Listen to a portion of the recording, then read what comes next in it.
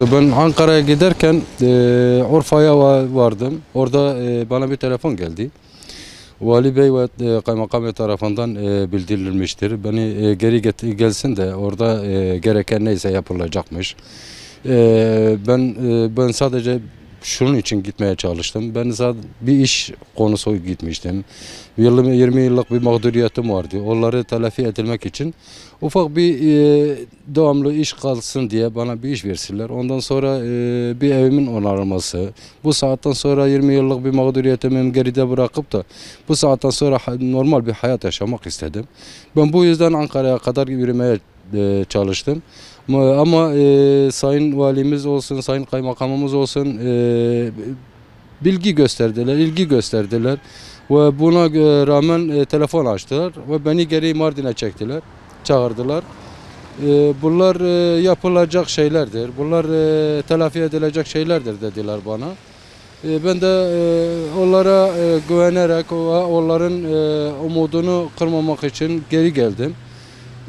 Şu anda onların da bir toplantısı varmış. Herhalde benimle ilgili bir toplantı yapılıyorlarmış. Sayın Valimiz ve Sayın Kaymakamımız bu işin devamını herhalde bir çözüm bulacaklarmış.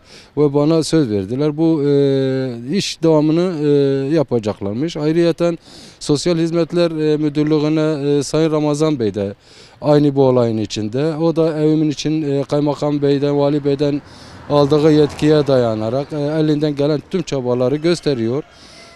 Bu iş böyle devam ederse ve benim işimi devam edilip de evimin düzelmesine ayrıyeten Vali Bey'e olsun, Kaymakam Bey'e olsun ve Ramazan Bey'e olsun bunlar ayrı ayrı teşekkürlerimi bir borç bilirim.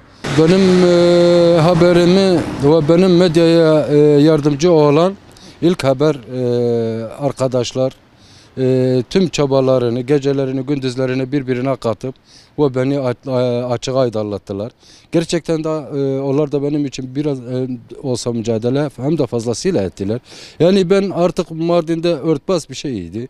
Bu ilk haber sayesinde gerçekten de açığa çıktı ve tüm yetkililere sesimizi duyurduk. Onların aracıyla gerçekten de ilk haber ajansı arkadaşları, herkese ayrı ayrı, tüm görevli arkadaşlara ayrı ayrı teşekkür ediyorum.